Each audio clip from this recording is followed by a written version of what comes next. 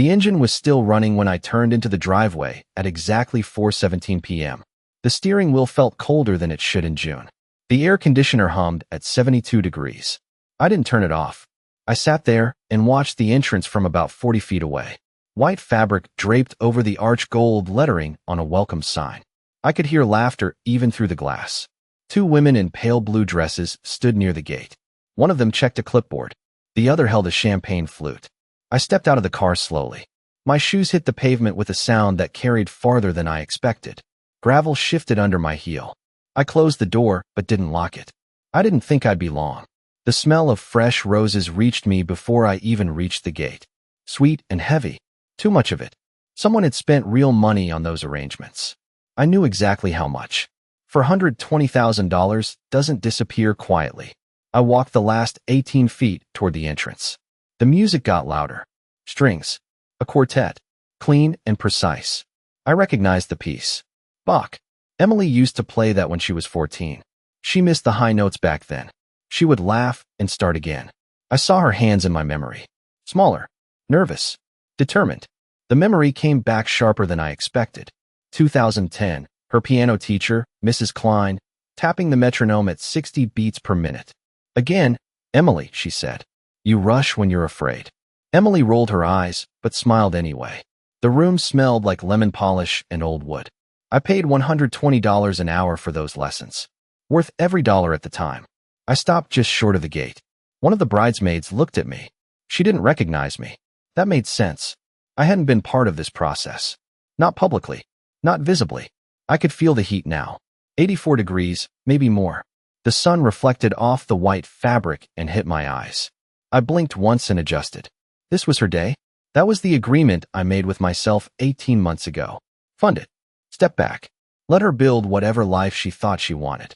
I told myself that was love. I told myself that was enough. I took one more step forward. That's when Emily turned. She was already standing there. 6 feet from me. Perfect posture. White dress. Hair pulled back exactly the way she used to wear it when she had interviews. Controlled. Intentional. She looked at me for 3 seconds. Not 2. Not 4. I counted. I always count. Dad, she said. Her voice didn't rise. Didn't soften. It stayed level. You're not invited. The words landed clean. No hesitation. No apology. One of the bridesmaids shifted beside her. I could hear glass tapping against glass. Somewhere behind them, someone laughed. The music didn't stop. It never does in moments like this. I stood there and let the sentence settle. This was wrong. Not emotionally. Structurally. This was not how the day was supposed to unfold. I had seen every invoice. Every vendor. Every contract. 3 separate accounts. 2 intermediary companies. Everything routed exactly the way I designed it. This was not a misunderstanding. This was a decision. I studied her face. No tremor. No flicker. She had rehearsed this. Emily, I said. My voice sounded normal. That surprised me. I'm here for the ceremony. She didn't move. You shouldn't be, she replied. A man behind her leaned in slightly. I didn't know him. Late 30s. Dark suit. He watched me like I was a problem someone else needed to solve. Sir, this is a private event, he said. His tone was polite. Practiced. I nodded once. I understood the role he thought he was playing. I just didn't agree with the script. I looked back at Emily. We can talk for 2 minutes, I said. That's all I'm asking. She shook her head. Small movement. Final. There's nothing to talk about, she said. The bridesmaid on the left whispered something under her breath. I caught one word. Now. Timing mattered here. I could feel it tightening. This moment was the hinge. Everything after would swing from it. I thought about the last 24 months. The slow distance. The shorter calls. The way she stopped asking questions about the business. The way she started using phrases that didn't sound like her. Someone had helped her build this version of herself. Someone had told her what to keep and what to discard. I had let it happen. That was on me. I could feel something shift inside my chest. Not pain. Not yet. More like a space opening where something used to be. I kept my hands at my sides. No. Sudden movements. No raised voice. This wasn't the place for that. I drove 27 miles to be here. I said. I'm not leaving without understanding why. Emily took a breath. I saw it this time. Just a fraction deeper than the last one. Then she straightened again. Because you don't belong here anymore, she said. The words were sharper now. Edges exposed. I let that sit between us. Belong. That was the word she chose. Not welcome. Not wanted. Belong. That meant this wasn't about today. This was about ownership. Identity. Territory. I understood that language better than most. I built a career on it. Behind her, the music shifted. The tempo increased. Someone announced something I couldn't quite hear. Applause followed. The smell of roses grew stronger as the wind changed direction. I realized then that I was still holding my car keys. The metal pressed into my palm. Grounding. Familiar. I didn't look down. I kept my eyes on her. This was still her moment. Even now. Especially now. I made a decision. Not a reaction. A decision. I would not argue at the gate. I would not raise my voice in front of 250 people. I would not give anyone the satisfaction of seeing me reduced to a scene. That wasn't how I operated. Not in business. Not in life. I took one step back. Then another. Gravel shifted again under my heel. The distance between us increased by about 6 feet. It felt like more. I nodded once. A small acknowledgement. Not agreement. Not acceptance. Just recognition. All right, I said. If that's what you want. She didn't respond. She didn't need to. I turned. The parking area stretched out in front of me. Rows of cars. Black, silver, white. Heat rising off the asphalt in waves. I walked 12 steps. Then 20. I didn't count after that. I reached the edge of the lot and stopped. I could still hear the music. Still smell the roses. I took my phone out of my pocket. The screen lit up. 4:26 p.m. One missed call from an unknown number. I ignored it. I scrolled to a contact I had saved 18 months ago. I had never used it. Not until now. I pressed call. It rang once. Twice. Then a voice answered. Calm. Direct. Is it time? He asked. I stood under the concrete overhang of parking level. B2 at 4:28 p.m. The air was cooler here. At least 10 degrees lower than outside. The smell of oil and rubber hung thick in the space. A ventilation fan hummed somewhere above me. Slow. Repetitive. I could hear my own footsteps echo when I moved 6 feet to the left. My car sat 3 rows ahead. Still running. The engine sound carried faintly through the structure. I kept the phone to my ear. The man on the other end did not speak again. He was waiting for me to confirm. I looked up at the low ceiling. Concrete beams. Fluorescent lights flickering every few seconds. This was a different world from the 1-2 floors above. That contrast mattered. Yes, I said. It is time. There was a pause. Not hesitation. Calculation. Then he spoke again. Understood, he said. We execute phase 1 immediately. His voice was calm. Professional. No emotion attached. That was why I hired him 18 months ago. I ended the call without another word. I slipped the phone back into my pocket. My hand stayed there for a second longer than necessary. Grounding again. I walked 12 steps toward a concrete pillar. I leaned against it lightly. The surface was rough under my palm. Small grains of dust pressed into my skin. I did not brush them off. Not yet. This was the point of no return. Not emotionally. Structurally. Once the sequence started, it could not be reversed. 3 contracts. 3 vendors. 1 dependency chain. I had built it that way on purpose. In 2018, I worked with a colleague named Daniel Mercer. We were closing a $3.6 million retail deal in Phoenix. The air in that office smelled like burnt coffee and dry paper. Daniel taught me something I never forgot. Control the sequence, he said. Not the outcome. The sequence decides the outcome. He was right. He always was about things like that. I applied the same principle here. Quietly. Over months. Emily never saw it. She was not supposed to. I pushed myself off the pillar. I walked toward the center of the garage. The sound of a car door slamming echoed from somewhere behind me. A couple walked past at a distance of about 25 feet. They were dressed for the wedding. They did not look at me. That was fine. I checked my watch. 4:31 p.m. 3 minutes since. The call. That was enough time for the first notification to trigger. I took my phone out again. The screen lit up. No messages yet. That was expected. The first step did not involve me. It involved them. I could hear the faint music from above. Still playing. Still uninterrupted. That would change. Not suddenly. Sequentially. I moved closer to the ramp that led up 1 level. I stopped halfway. I did not go back to the entrance. Not yet. I needed distance. I needed clarity. This was not about punishment. That was the mistake people made. This was about correction. About restoring alignment between reality and perception. I let that thought settle. I am not reacting. I am executing. I built this system months ago. I knew this moment might come. I hoped it would not. That hope ended at 4:17 p.m. I replayed her words in my head once. Not more than that. You do not belong here anymore. That was the line. That was the fracture point. Everything before it could have been adjusted. Everything after required response. I took a breath. Slow. Controlled. I looked at the ramp again. Light spilled down from above. Brighter. Warmer. A different temperature entirely. I imagined the ballroom. 250 guests. Glassware. White linens. Music continuing as if nothing had shifted. That illusion would hold for a few more minutes. Then it would start to crack. My phone buzzed in my hand at exactly 4:33 p.m. A single vibration. Short. Precise. I looked down at the screen. Unknown sender. No name attached. That was intentional. I opened the message. One line. No greeting. No signature. Venue payment of $180,000 has been placed on immediate hold due to authorization withdrawal. I pushed through the metal door at the far end of level B2 and stepped into the service corridor at 4:35 p.m. The temperature changed immediately. Warmer. Stale. The air smelled like cleaning chemicals and old carpet. Fluorescent lights buzzed overhead in uneven intervals. One flickered every 3 seconds. The sound drilled into the back of my head. A rolling cart sat against the wall about 12 feet ahead, stacked with folded white linens. I could hear voices somewhere beyond the next door. Muffled. Rushed. That was new. I walked forward at a steady pace. My shoes made a softer sound here.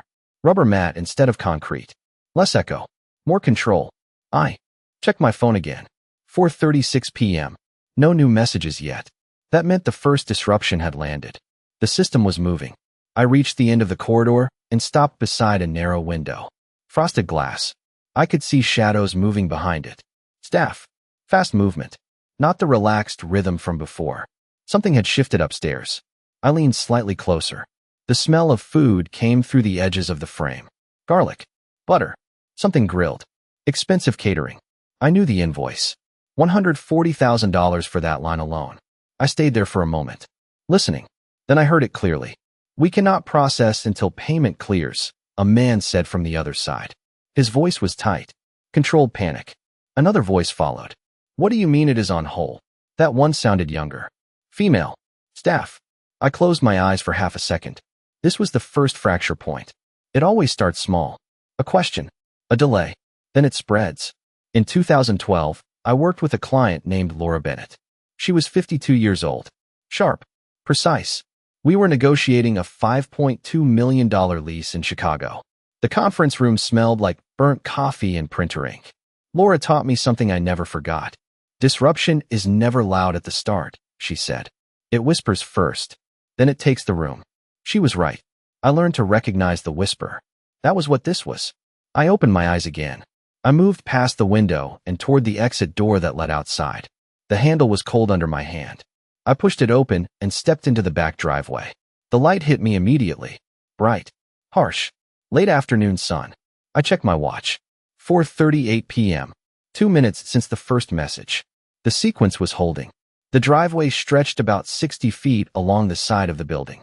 Delivery trucks parked near the loading dock. One of them had its engine running. Diesel fumes hung in the air. Thick. Heavy. A man in a black uniform stood near the back entrance. He was on his phone. Pacing. That was new. I walked 15 feet closer, but stayed out of direct line. I did not need to be seen yet. I listened. No, I understand, the man said. But we have 250 guests inside. He paused, then shook his head. I cannot serve without confirmation. That is policy. He ended the call and looked toward the door. His jaw tightened. I could see it from here. The pressure was building. I felt my phone vibrate again at 4:39 p.m. I did not look at it immediately. Timing matters. Let the system breathe. Let it expand. I watched the back door instead. It opened suddenly. A woman stepped out. Mid-30s. Clipboard in hand. Her face was tight. She looked at the man. What is happening? She asked. He exhaled once. Payment is frozen, he said. We are waiting for clearance. She blinked twice. Fast. Processing. How long? She asked. He shook his head. Could be minutes. Could be longer. She looked back toward the door. Then back at him. We do not have longer, she said. I stepped back into the shadow of the wall. I did not need to hear more. The pattern was clear. This was no longer theoretical. It was operational. I felt something settle inside me. Not satisfaction. Not relief. Structure. This is how systems respond under stress. Predictable. Measurable. I built this knowing it would unfold exactly like this. That is the difference between reaction and design. I am not improvising. I am executing a plan that existed before today. I gave her a chance at the gate. She made her choice in front of 250 witnesses. That matters. That locks the sequence. I took my phone out now. The screen showed a second message waiting. I did not open it yet. Not here. Not in the open. I turned toward the ramp that led further away from the building. The driveway curved about 30 feet ahead. Out of sight from the entrance. Out of sight from the loading dock. I walked toward it. Each step measured. No rush. The sound of the diesel engine faded behind me. The sunlight softened as I moved into partial shade. I reached the curve and stopped. No one else was there. Just the low hum of distant traffic. I looked down at my phone again. 2 notifications now. Both from unknown senders. The second phase had begun. I understood what that meant.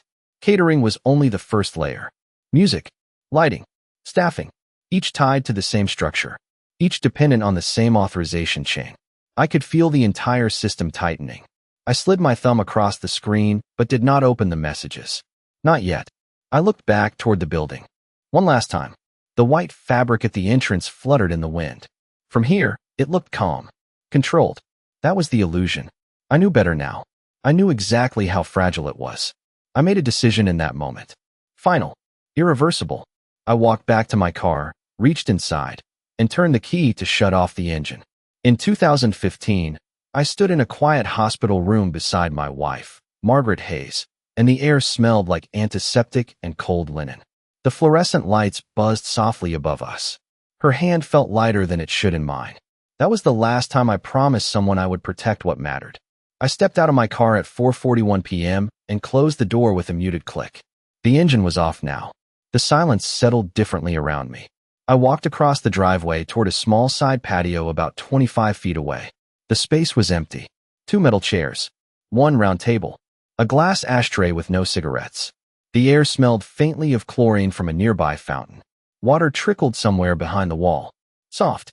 Continuous. The temperature here felt warmer again. The sun reflected off the concrete and held the heat in place. I sat down slowly. The chair scraped lightly against the ground. I placed my phone on the table. Screen down. I let my hands rest flat on my thighs. Still. Controlled. The system was already moving above me. I could feel it in the silence between sounds. I could hear distant footsteps through the wall. Faster now. Less coordinated. That meant pressure. That meant disruption was spreading. I leaned back slightly and closed my eyes for 1 second. Not longer. Just enough to reset the frame.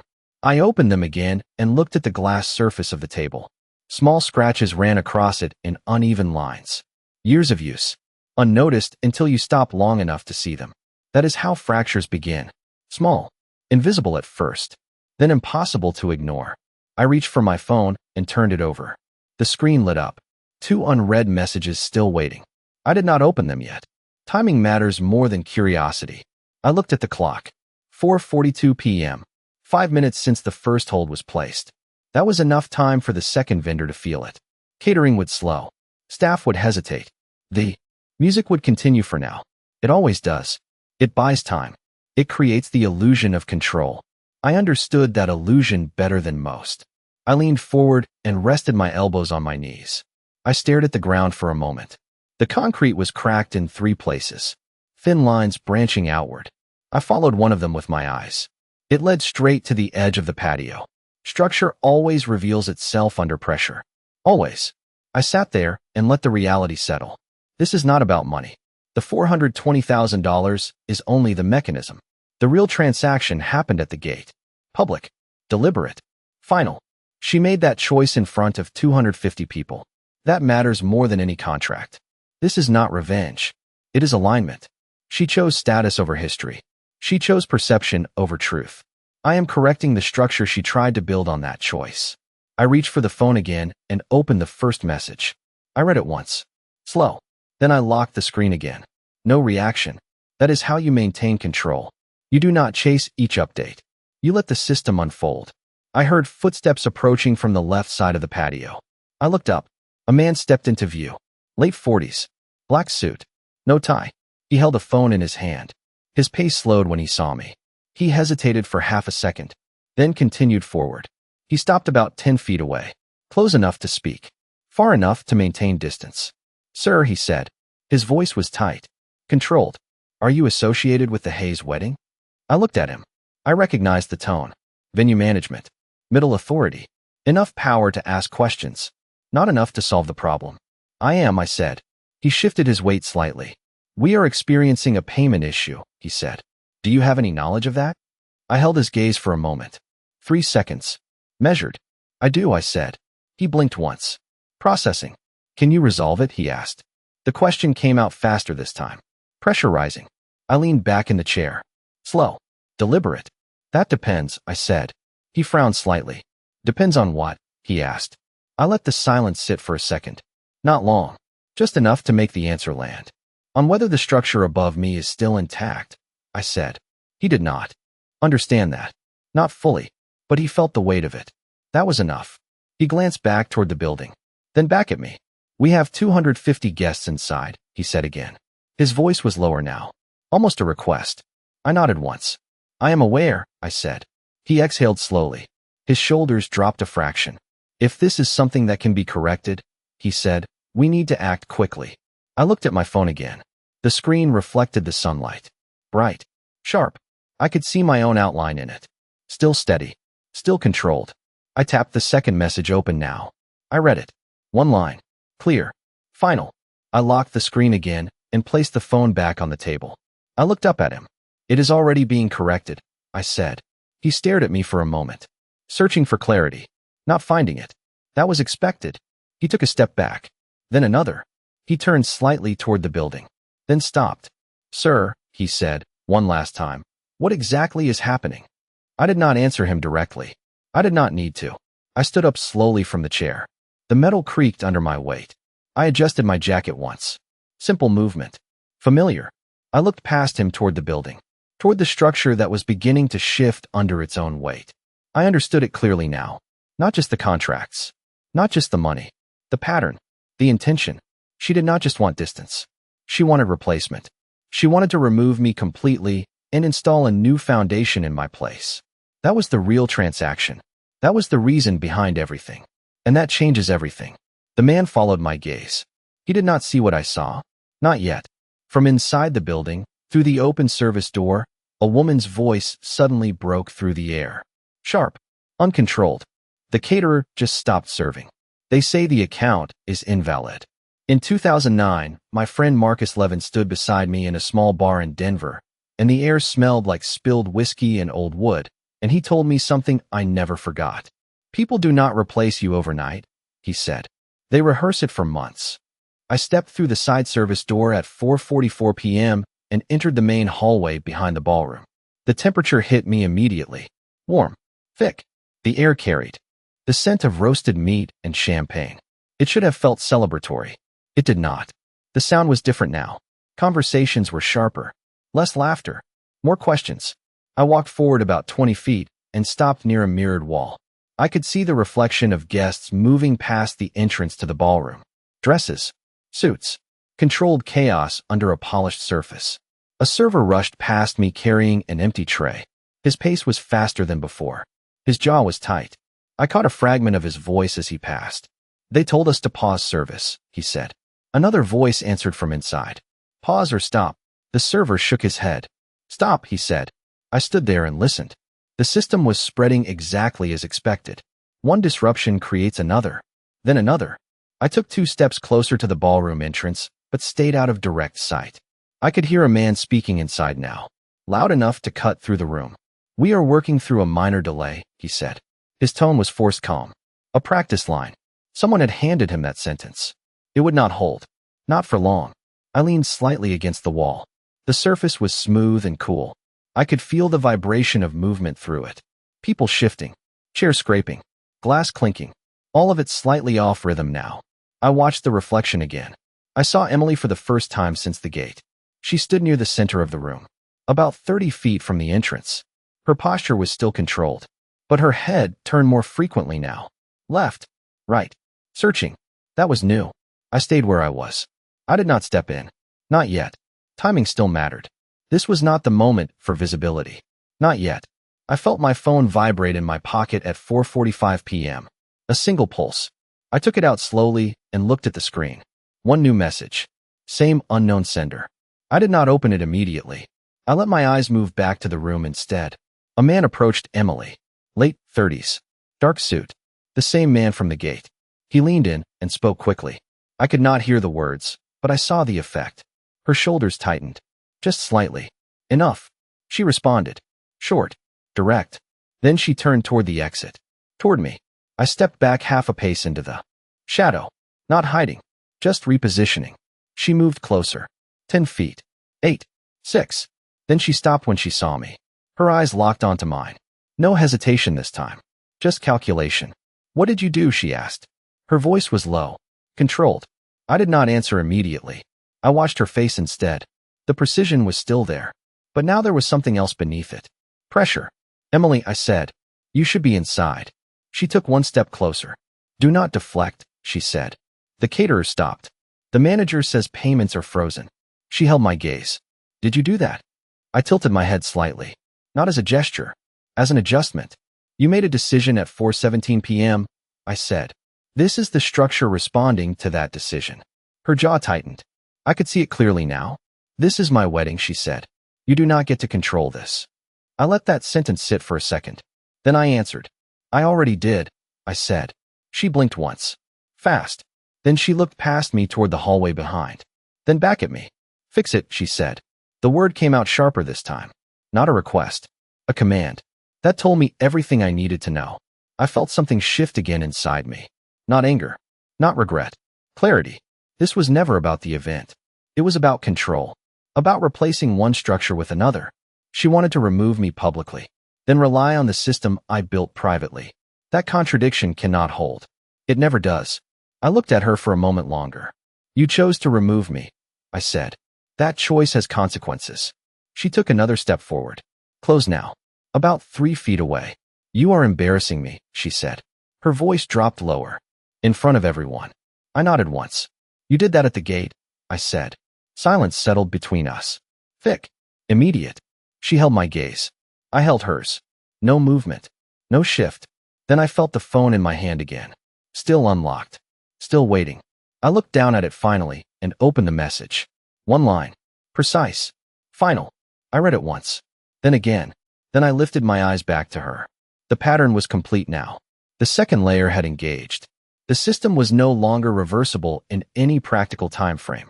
I understood something in that moment with absolute clarity. She did. Not miscalculate. She assumed I would absorb the loss quietly. That was the only variable she did not account for. And that changes everything. I turned the phone slightly, so the screen faced me again. I read the line one more time. Entertainment and audio contract valued at $85,000 has been terminated due to non-payment confirmation. In 2007, I stood in a quiet office with my former partner, Alan Brooks, and the air smelled like fresh ink and new leather, and he told me something I never ignored again. Never assume silence means loyalty, he said. Sometimes it means preparation. I stepped through the narrow double doors into the secondary banquet room at exactly 4:47 p.m. The lighting here was dimmer, softer, yellow tones instead of white. The air felt warmer, at least 78 degrees. The smell of wine and citrus cleaner mixed in the space. A long table sat against the wall with half-empty glasses. Ice melted slowly in metal buckets. I could hear the main ballroom through the divider. The music had stopped now. That was new. Voices replaced it. Louder. Less controlled. I moved about 15 feet into the room and stopped near a curtain that separated this space from a side hallway.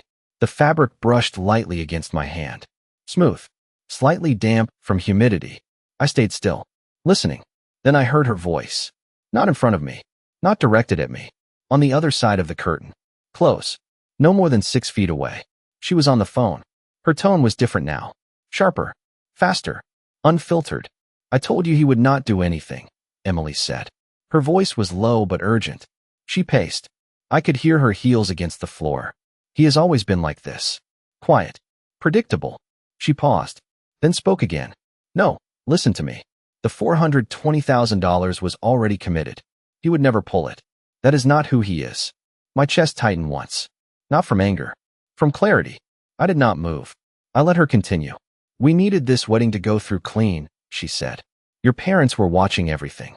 The $1.1 million partnership depends on this. A second voice came faintly through the phone. Male. I could not hear the words clearly. Only the rhythm. She responded quickly. Because if he stayed visible, it would raise questions, she said. About the 2019 loss. About the $2.3 million deal that failed. We cannot have that attached to us. She stopped pacing for a second, then resumed. Faster now. I handled it exactly how we planned, she said. Public. Final. No ambiguity. He is out. My hand pressed lightly against the curtain. The fabric shifted under my fingers. I stayed silent. I let her finish. I am not worried about him, she said. He does not react. He absorbs. That is what he does. She exhaled sharply. Just fix the vendors. Call whoever you need to call. There was a pause. Then her voice dropped even lower. If we lose this, your father will pull the entire deal. All of it. The $1.1 million. Everything. Another pause. Then one last sentence. I did my part. Now you do yours. The call ended. Silence followed for 1 second. Then I heard her heels move again. Toward the hallway. Toward the main room. I stepped back from the curtain before she could round the corner. I moved 8 feet to the side. Out of direct line. My breathing stayed even. Controlled. The pieces aligned in a way they had not before. This was not just about distance. Not just about status. It was transactional. Structured. She did not remove me because she no longer needed me. She removed me because I conflicted with something larger she wanted to secure. That changes the scale. That changes the intent. I stood there and let that realization settle fully. She believed I would remain consistent. Predictable. Absorbing. That was the foundation of her decision. That assumption is now invalid. I reached into my jacket and took out a small folder. Black. Thin. I had carried it with me since 4:10 p.m. Prepared. Not certain I would use it. Now I was. I opened it slowly. Inside were 3 documents. Printed. Signed. Each tied to one of the accounts funding the event. Each with a clause I had written myself 18 months ago. Conditional authorization. Revocable at any time by primary holder. That was me. I took out the first document. The paper felt smooth under my fingers. Slightly cool. I looked at the signature line once. Then I took a pen from my pocket. Black ink. Standard weight. I held it over the page for half a second. Not hesitation. Alignment. Then I signed my name across the final authorization line and permanently revoked the last active account. In 2011, I stood in a narrow kitchen with my neighbor, Harold Simmons, and the air smelled like burnt toast and cheap coffee, and he told me something simple that stayed with me. When people show you what they value, he said, believe them the first time. I stepped through the wide ballroom doors at exactly 4:49 p.m. The temperature hit me first. Warm. Almost suffocating now. At least 80 degrees. The smell of half-served food lingered in the air. Butter. Meat. Wine. But something else had replaced the celebration. Tension. It has a smell if you stand long enough. I moved 10 feet inside and stopped near the back row of chairs. The room had changed. Not visually. Structurally. Conversations were no longer flowing. They were breaking. Small clusters. Whispering. Phones in hands. People checking. Verifying. I could hear glass being set down too hard. I could see staff standing still instead of moving. That is when a system stalls. Emily stood near the center. About 25 feet away now. Her posture was still upright, but her movements were sharper. Faster. She turned and saw me immediately. No delay this time. No calculation. Just recognition. She walked toward me. Direct. Measured. I stayed where I was. I did not step back. This was no longer about positioning. This was confrontation. What did you do? She asked. Her voice was louder now. Enough for people within 10 feet to hear. You already know, I said. She stopped about 4 feet in front of me. Close enough that I could see the strain around her eyes. Fix it, she said. Right now. I shook my head once. Slow. That option expired at 4:17 p.m., I said. She exhaled sharply. Do not do this here, she said. You are humiliating me. I held her gaze. You handled that part already, I said. A man stepped up beside her. The same one from earlier. His tone was more aggressive now. Sir, you need to resolve this immediately, he said.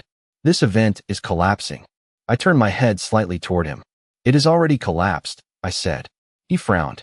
That is not how contracts work, he said. I let that sit for a second. Then I answered. It is exactly how these contracts work, I said.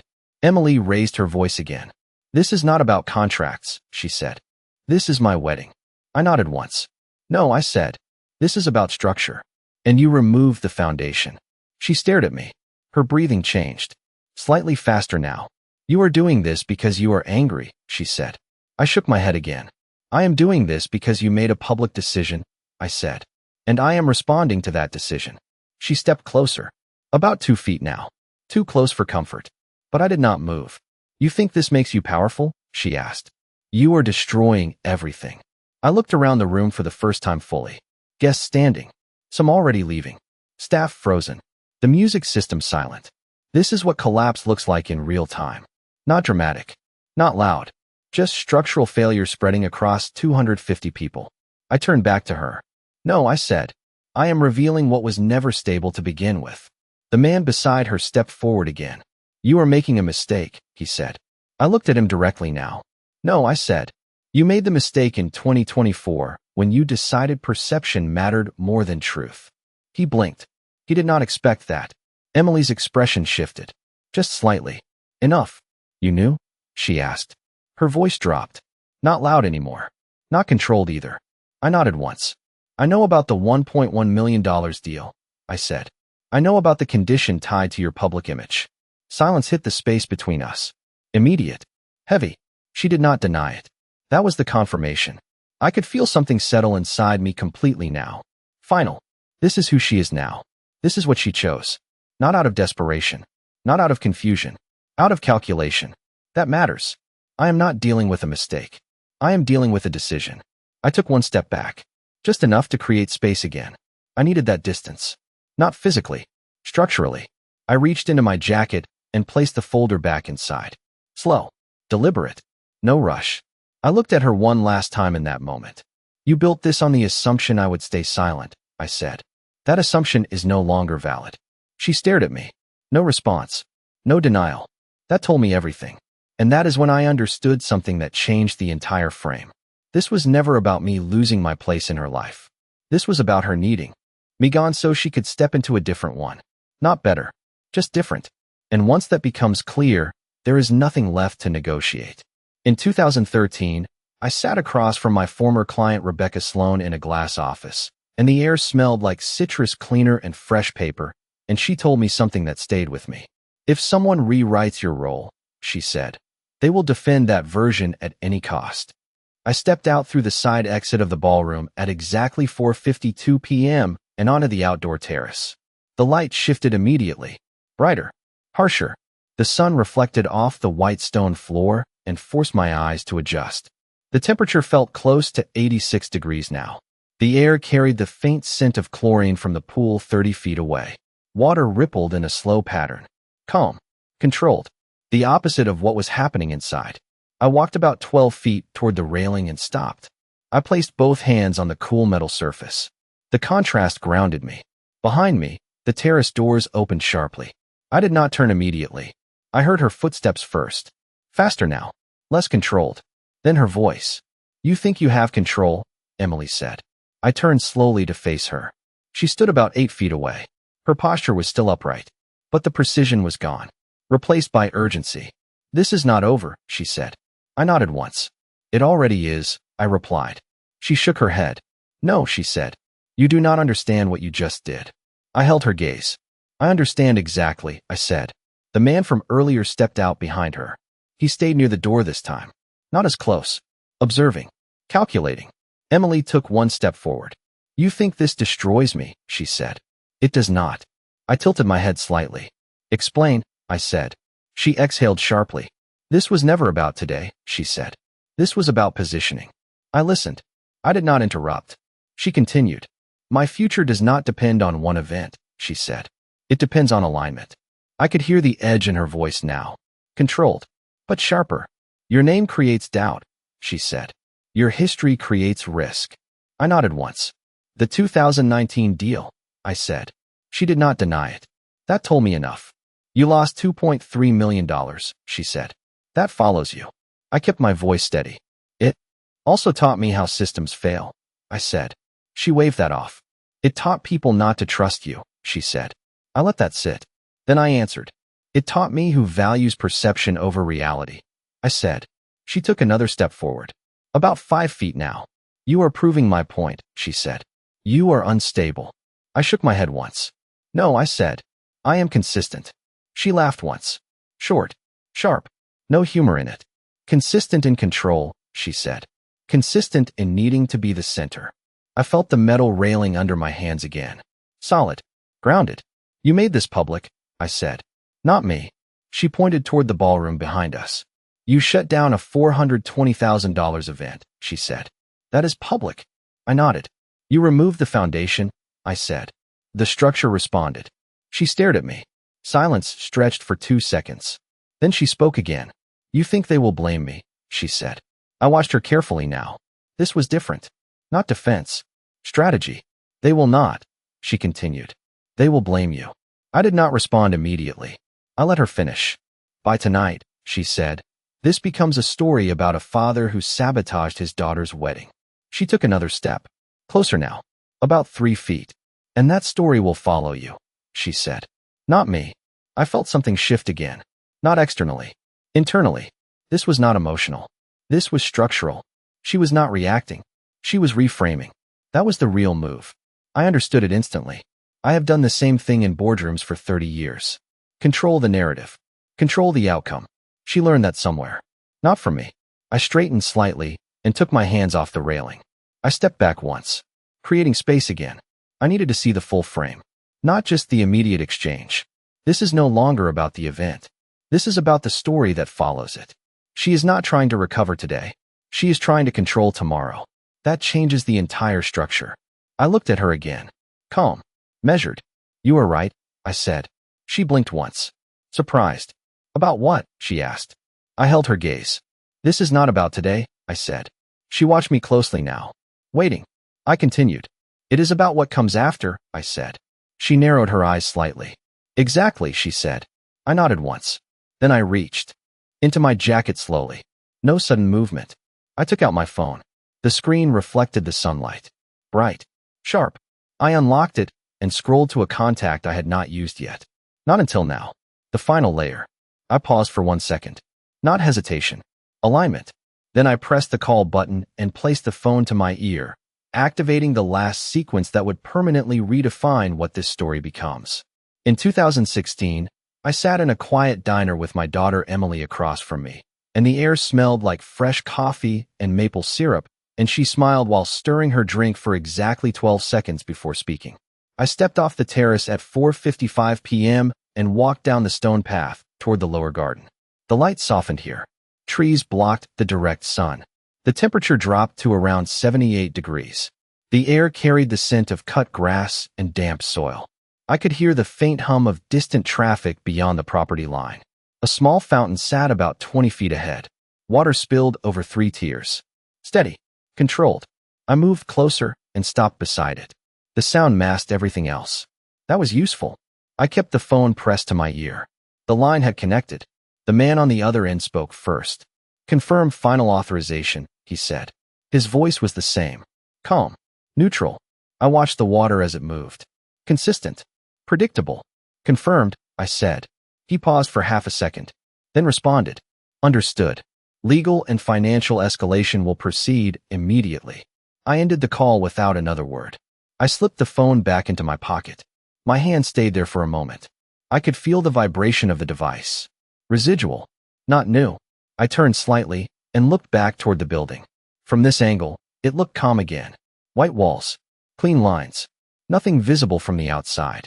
That is how collapse hides itself. Internally, I heard footsteps behind me. I did not turn immediately. I recognized the pattern now. Fast. Direct. Emily stopped about 6 feet away. Close enough to be heard over the fountain. Who did you just call? She asked. Her voice was lower now. Controlled again. That shift mattered. I turned slowly to face her. Someone who understands structure, I said. She narrowed her eyes slightly. Stop speaking in abstractions, she said. Give me a direct answer. I held her gaze. Legal counsel, I said. She blinked once. Processing. For what? She asked. I did not respond immediately. I let the silence stretch for 2 seconds. Then I answered. To finalize the separation, I said. She shook her head. There is nothing to separate, she said.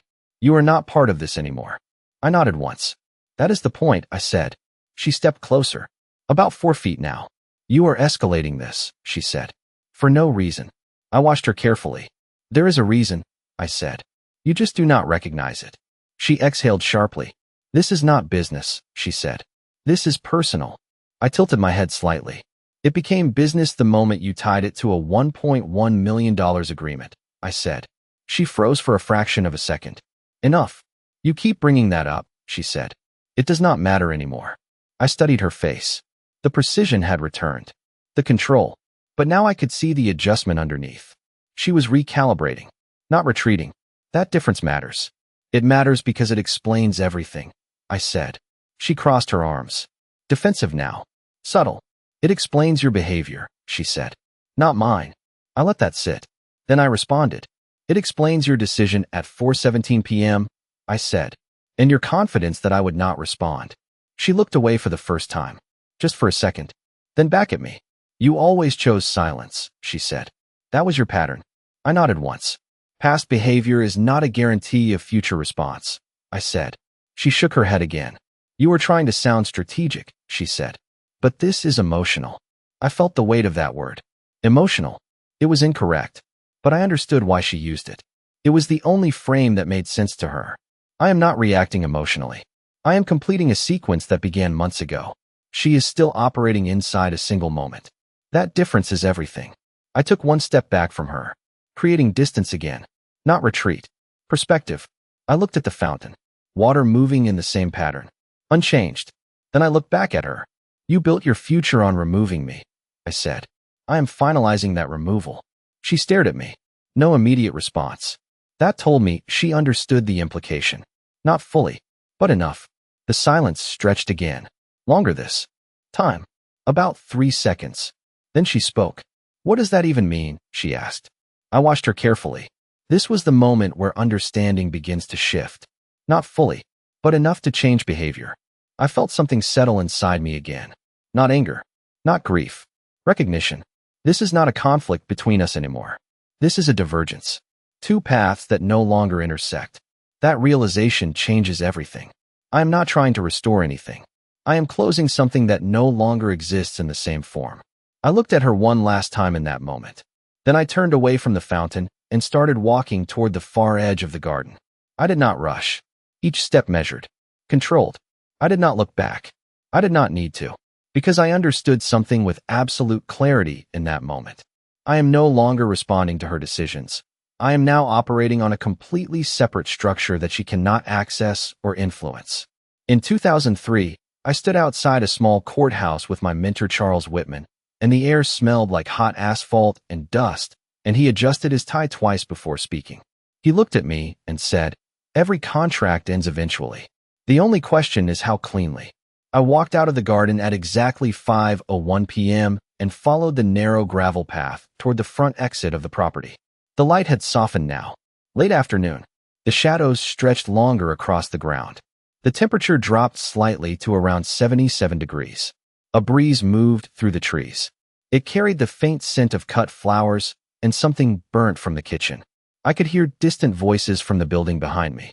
Louder now. Less organized. I did not turn around. I kept walking forward. The gravel shifted under my shoes with each step. A steady rhythm.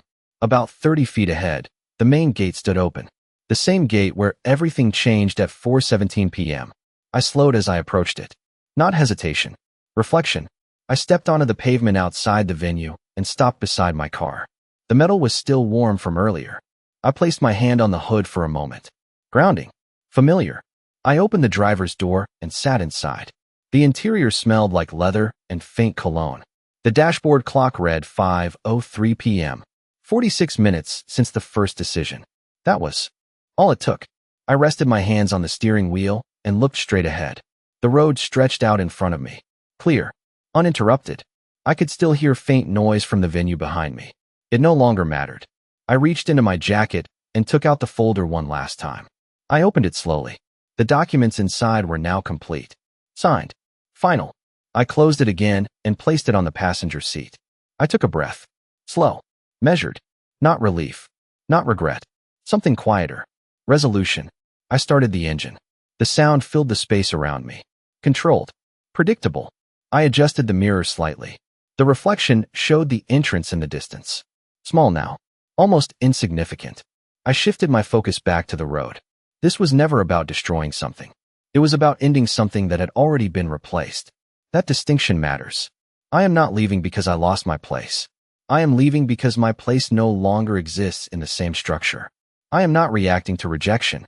I am responding to reality. I pulled the car forward slowly. The tires rolled over the pavement without resistance. I stopped once at the edge of the road. One final pause. I looked straight ahead. Not back. Never back. Drive, I said quietly to myself. Just drive. I pressed the accelerator and moved forward. The venue disappeared from view after about 12 seconds. Just trees and open road now. The air inside the car felt cooler again. Controlled. Stable. I adjusted the temperature to 70 degrees. Small details. They matter. I drove for about 2 miles before I realized something had shifted completely. Not outside. Inside. The weight I expected to carry was not there. Not in the way I imagined. It had been replaced by something else. Clarity. I understand now that relationships are not defined by history alone. They are defined by alignment in the present. When that alignment breaks, history cannot repair it. Only honesty can. And honesty does not always look like reconciliation. Sometimes it looks like distance. Sometimes it looks like silence. Sometimes it looks like leaving without looking back. The truth is simple. People do not lose each other in a single moment. They lose each other in the choices they make long before that moment arrives. And once those choices are made, the outcome is not sudden. It is inevitable. And I realized that what ended today was not a relationship. It was the illusion that it still existed.